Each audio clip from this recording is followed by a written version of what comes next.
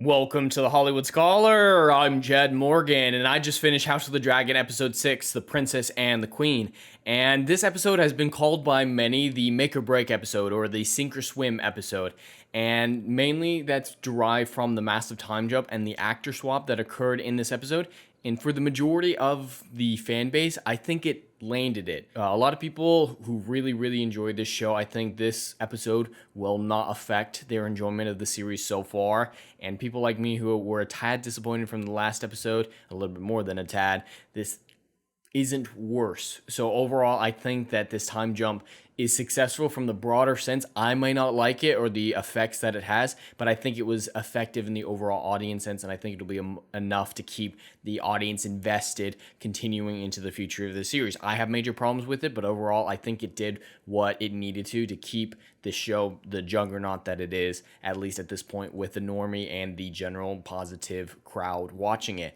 I didn't love it, not as much as I did. I enjoyed 3 and 4. 3 and 4 are still by far my favorite episodes. This one was improvement over the last week's. A lot of my problems with last week's were slow, boring, pointless, repetitive dialogue. This one definitely didn't have that to the same degree, though this one had more character issues as a whole. But before I get any further, there will be spoilers ahead, so spoiler alert. Just a brief recap of this episode. Rhaenyra and Alicent are kind of at odds with each other of who's gonna be the new heir. Is it going to be Alicent's oldest son, or is it going to be Rhaenyra? Some conflict there, nothing too over the top. The man who actually is Rhaenyra's children's father is kind of reveals it in a roundabout way that he is their father, forced to go back to his home with his father, and him and his father die. The hand of the king, they die. That's one of the big things. And then Daemon, for some inexplicable reason that wasn't set up in the time jump, is all the way across the ocean, married to the young girl that we saw in episode 2, who was going to get married off to Viserys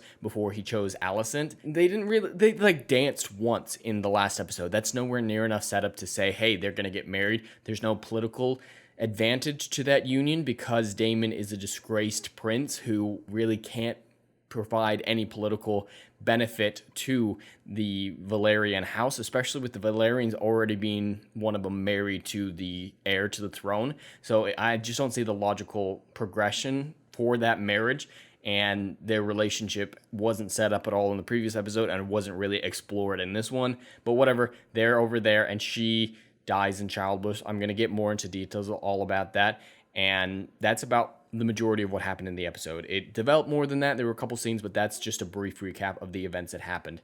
The positive things I actually liked the actor who took over for Laenor. He was fine, the younger version of him, but this one I actually genuinely enjoyed as a character. He seemed like a fun guy. He's not particularly deep as a character, but still one that I enjoyed when he was on screen. So that's definitely a major improvement over the previous one, who I really didn't care about. And of the actor swaps, he's the one that I think worked the best out of all of them. 4 of them, I think, were the major 4 ones, and he's the one who it made sense. It was an improvement overall. And I like some of the boys things with the children of Alicent and children of Rhaenyra. Their scenes were enjoyable. They did act like little boys and did things like little boys, and I think that was really good. And the training scene, it's a perfect comparison to Galadriel's training scene in Rings of Power, the way that Sir Criston Cole is teaching these boys. And it makes sense for why he's making some of the decisions he is, and it's building character at the same time. And it makes sense why he's mocking them and kind of going about it in a certain way, whereas Galadriel didn't really have a reason to do all that. It works in character. The choreography was slightly better. Really not great choreography because these are boys who don't know how to fight, but that makes sense in context. So I really enjoyed the training scene.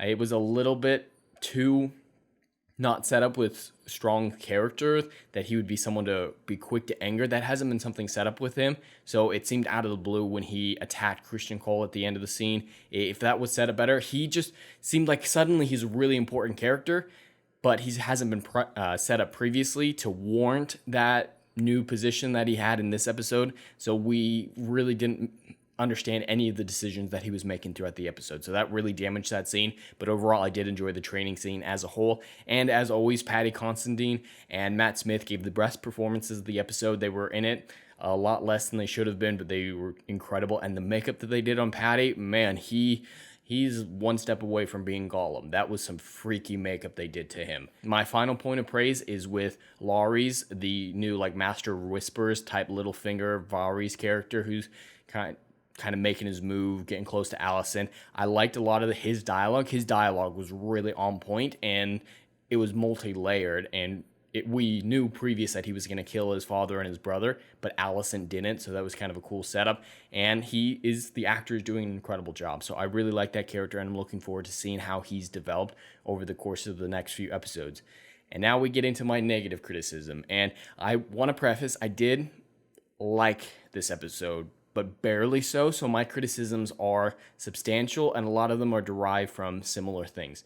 The biggest elephant in the room is the race swaps. That race swaps finally matter. In the previous episodes, didn't really matter, but in this one, it is vital to the plot of the episode, and it's retarded. They should have race swapped nearly any other family in Westeros. Nearly any of them would have made more sense.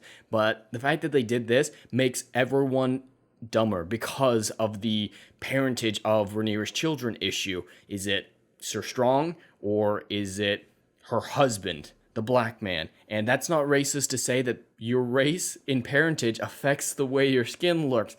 I don't get why that's a racist thing to say. I don't think it is. It's stupid, but it makes everyone else retarded for not picking up on it years and years before this. In the books, it was left a lot more ambiguous, and there was plausible deniability with all potential fathers being white and having similar hair color and whatnot. There's plausible deniability and enough ambiguity that it might have been one way or another. And Viserys, even though he's obviously in the books also kidding himself on who the parentage is, he has a legitimate reason for that, is it's not obvious. But now it makes everyone freaking retarded. The day that first kid was born, it should have spread like wildfire that no, this kid is not Rhaenyra's kid, and the whole kingdom, all 7 kingdoms should know that all her kids are bastards. It makes everyone so freaking stupid, and it pisses me off. It's like, yeah, you did a race swap that destroys all your character, destroys immersion, and is just so damaging to the plot, as a lot of the rest of the story is going to be about who's the legitimate heir.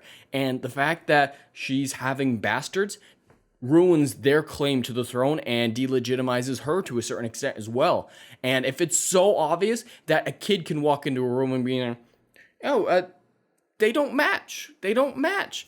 Makes it so everyone is either retarded, stupid, and it just destroys the entire plot of the series going forward, and incredibly damages it, in my opinion, that I don't know if I can truly be invested in a lot of the conflict with the characters being so freaking dumb. And so a lot of my problems come with that. I didn't mind the race swaps up to this point, but now they're affecting the plot and making all the characters look vastly dumb. And kind of in continuation to that, another swap that occurred in this episode were the actor swaps. With the exception of Laenor, which I mentioned earlier, I didn't really like any of the swaps.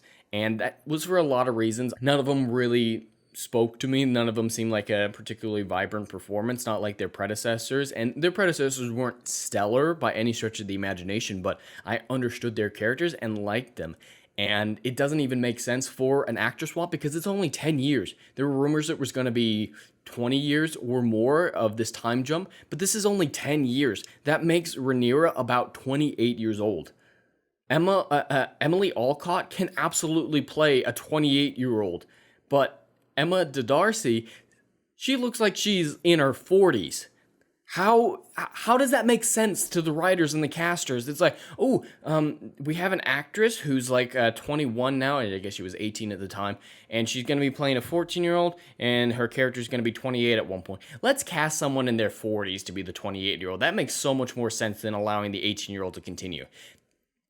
The actor swap is completely unnecessary. The actress could have pulled it off, maybe do a little bit of makeup on her to look older, maybe put on a little fat suit because she is post-birth now. Just something little so that we know the age is going on. And 10 years is not really that much time. And definitely to cast Darcy, Darcy's way too old to be a 28-year-old. I'm sorry, that's just kind of how things work out. So the actor swap is completely irrelevant and asinine. 28, 29 is not too old for Emily Alcott to play. So then, again, another point of immersion breaking and just some asinine decisions from the people behind camera. I did not enjoy that at all, and their characters weren't all that good. And the time jump, a lot of my issues come from the time jump as well, because they've changed so very much. A lot of the characters have vastly changed, but it wasn't properly set up. Yes, Alicent is upset that Rhaenyra lied about getting laid, but that's nowhere near enough to be like, I'm going to kill you and your children to the extent that Alicent is at in this episode. It's just too far of a leap. A lot of that stuff in 10 years is vastly important, not just their relationship and their massive changes in character. Rhaenyra definitely doesn't feel like the same character whatsoever. Alicent, I could see traces of the original Alicent there, but really not much there either. But yeah, the Rhaenyras, you could not convince me that they're the same character. They are so vastly different, and not really a whole lot happened at the end of the episode for Rhaenyra to be on a new character arc that happened during those 10 years. Alicent, at least, there's a reason for her drastic change, if unjustified and not played out well. Rhaenyra has no justification at this point for that drastic character change that we saw as the audience. There might be a reason, but we don't know that reason, so it just comes across as jarring, to say the very least, and I was not enjoying their characters at all. And that was a case with a lot of the characters who suddenly came to prominence.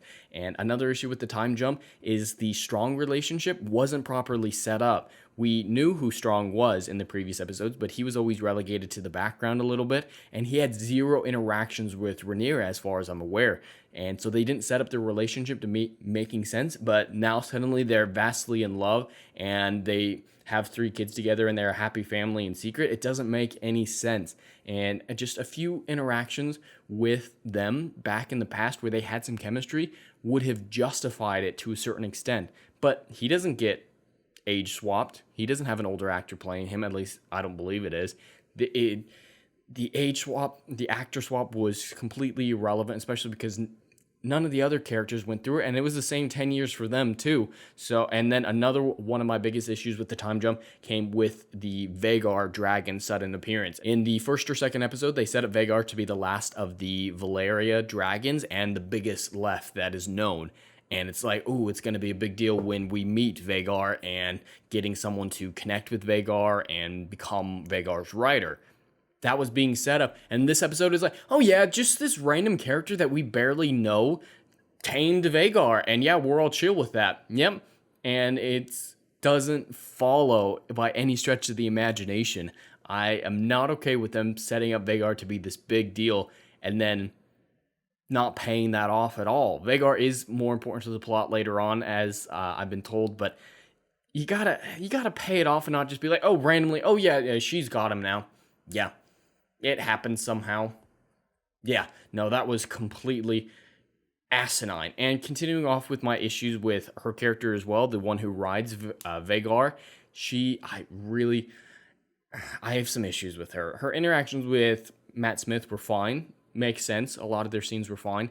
But when it came to the birth situation, I don't understand why anyone would allow her to leave the birthing chambers and just to go out to see her dragon in the middle of labor. It's really painful in labor. I doubt she'd be able to walk, let alone get past all those midwives that were there, get past Daemon who's right there, get past a whole keep's worth of guards. There's no way she would have gotten out there. That is incredibly stupid. And it cuts away. It's just like she's there on the bed and suddenly she's waddling out to the dragon. No, you got to show us how that happened, because that's some bullshit. And then she decides to have the dragon kill her, and I'm not okay with that from a character standpoint if she's portrayed to be a good person, as she has been in this show to her limited extent.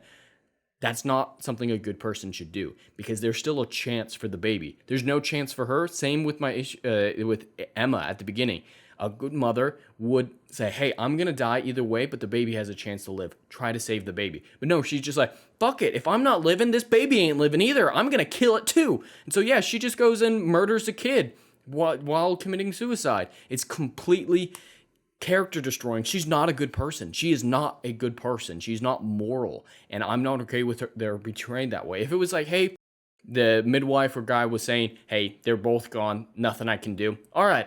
Sealed their fate, at least by their knowledge, like from the character's perspective. She's been told, hey, nothing we can do. Whether or not that's true, from her perspective, the baby is already dead, and so that would justify that. But the fact that they try to make a mirror with the Emma situation in Emma 1 is just cheap and makes her out to be a bad person, honestly. So we have supposedly good characters being evil. We have a lot of characters who changed in drastic ways. We have a lot of lapses in information that were vital over that 10-year time jump. And it's just the time jump really hurts a lot because we lose a lot of necessary setup. We lose a lot of necessary character development. We get new actors for some inexplicable reason that is completely unnecessary, and the replacements are not better. They're not even equivalent. So I have a lot of problems with this episode. I'm still looking forward to the next episode. I still am enjoying the series. The writing with the dialogue is fantastic, especially with Laurie's. I really enjoyed a lot of the writing, but the acting and the time jump really destroy this. And the race swaps, it destroys a lot of these characters that they've spent so much time building and worked so hard to build. And I care about these characters now. And the race swap makes them all retarded. And that I'm not okay with. So overall, I have still investment in the series, but it's dwindling fast. And if they don't fix a lot of these issues, explain some of this stuff, I don't know if I'm gonna really care. With all this, I probably have to give this episode a 6 out of 10. That seems fair to me. But anyway, that's all I have for today. I'd love to hear your thoughts in the comments below. Please like and subscribe, and I'll see you in the next video. Anon.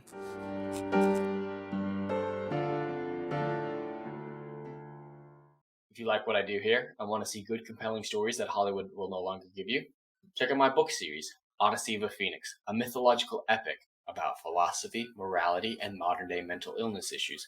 Books 1, Down in Flames, and Book 2, Apocalypse Then, currently on sale. Book 3, Kill the Dark, coming soon.